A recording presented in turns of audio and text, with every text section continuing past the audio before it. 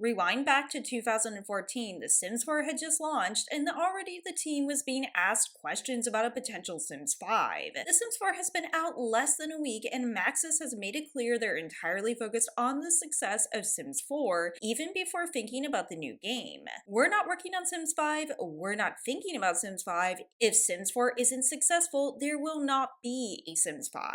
And I gotta be honest, I don't think it was actually reasonable to ask about Sims 5 when Sims 4 had just started, bare bones and all. But now, over a decade later, Sims 4 has made quite a bit of money for Electronic Arts, yet Sims 5 is nowhere in sight. Here's the real reason I think that Sims 5 is not being created. Now, I'm sure I'm gonna get some instant comments and theories about why Sims 5 is not being created, but I do want to present my long-form explanation. So, during Electronic Arts Investor Day, we saw the roadmap for their plans for the Sims franchise, and I gotta be honest, I was pretty disappointed to say the least. They showed a mobile game called Sims Project Stories, the My Sims series, Project Rene, and Sims 4, but no Sims 5. Now, I do plan to do another video on Project Rene at this point because there's been so many contradictions and swirling rumors, and I see people claim things honestly that were not officially said. But regardless, there doesn't appear to be a classic next game after Sims 4, but rather what they are now calling a creative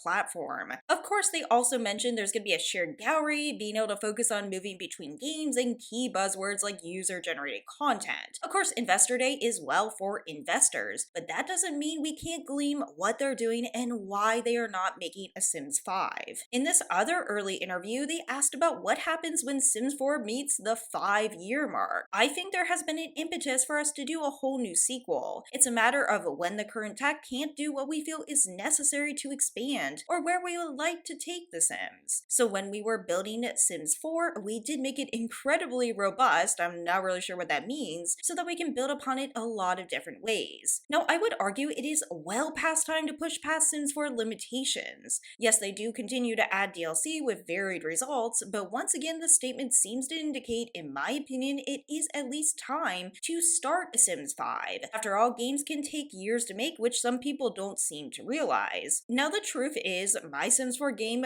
functions fairly reasonably, but for a lot of players, that is not the case. Sims 4, of course, has lots of bugs, but really concerning issues like corruption with For Rent, and lots of DLC. And yes, of course, some to a lot of frustrated players. But I have to say, Sims 4 is not failing in a commercial sense as of now. And before anyone gets angry, I'm just expressing evidence and explaining why I have this theory. As of 2022, it is the most widely played game in the 23-year history of The Sims, reaching more than 70 million players around the world. When they made it free to enter, basically the player base exploded. They got 16 million new players, and the average weekly users increased by 53%. There was also a global expansion of 75% new unique players based outside of North America, in areas such as Brazil, France, Germany, the UK, and Poland. Now you might say, but Aaron, that was in 2022, surely it's failing now. Well, even though, yes, there are some really serious performance issues, it is not failing commercially. In fact, sources from this year, and actually very recently, show that it is doing better than ever. Sims 4 is now the number 4 title on the most played PC games, and recently revenue has only climbed up. As you can see here, EA is still making quite a bit of money off Sims 4. Now don't get me wrong, it doesn't mean that this isn't going to change or go down, but I'm just trying to get in the mindset of why they're not making Sims 5. Of course, I think there needs to be an intermission here because I know I'm gonna get comments saying, well, talk with your money. Every time I review a pack, I warn people to check out the reviews and decide for themselves. I myself often skip packs or buy them on sale. However, I do want to say that most of the people talking about boycotting either A, don't, or it's also just such a tiny percentage of the people that are actually playing The Sims. After all, only some of us are active on social media the way we are. And even if a large boycott did happen, I don't think that would inspire EA to make Sims 5, unfortunately. If anything, they would see Sims 5 as something that is not worth making at all. And I think the other problem with trying to get people not to play The Sims, so to speak, is that honestly, we all have different experiences. Some people have really broken games, and that is valid, and some people just don't have the extent of bugs. Moreover, of course, there are other games potentially potentially coming out, which I think is excellent. However, inzoi is in early access, but it doesn't present as an option for everyone. inzoi is not an option for all platforms, including console, although that might come later, and of course Macs. And of course, some people just simply are not interested or have other issues with the game.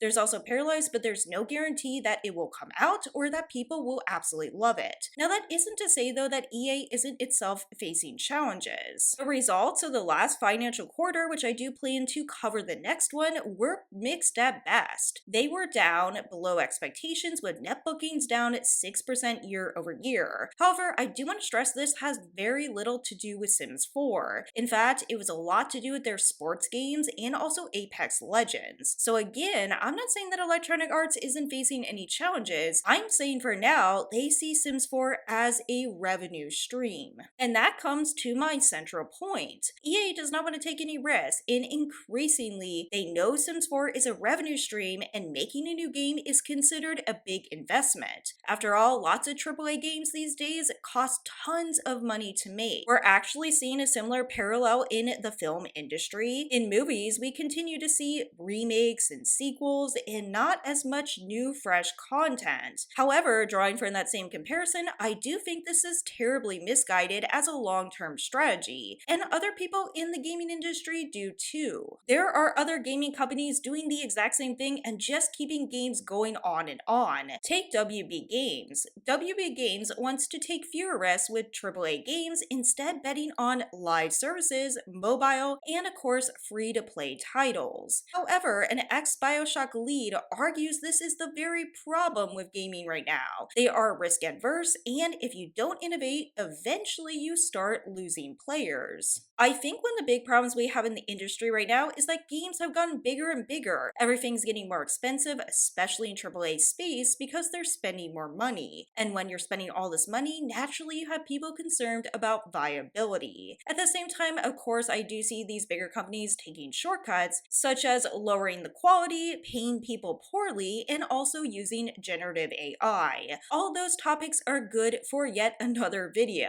And I will say Project Rene is taking off the boxes, at least the way EA probably sees it. Project Rene is probably going to involve cloud gaming. We also know that Project Rene will be free to enter, and at least free-to-play games are very popular, and we saw what happened with the free-to-enter model for Sims 4. It basically exploded in popularity and number of players. On one hand, I do see on paper why they're doing this, but on the other hand, I kinda don't. Because they already have the My Sims, they already have mobile games they can draw from. Why combine them into one game? Why not just make a Sims 5? Again, I think they see Sims 5 as a risk, and honestly, I think continuing Sims 4 forevermore is a risk. I actually do not hate Sims 4, but I do think it has substantial issues, and I don't think it's the strongest foundation by far in the Sims franchise. All in all, I know people are just gonna make this about inzoi killing the Sims, but I think the problem is far more complex, and honestly, I hope inzoi does not follow this path too. After all, the developer of inzoi did say they wanted to continue inzoi for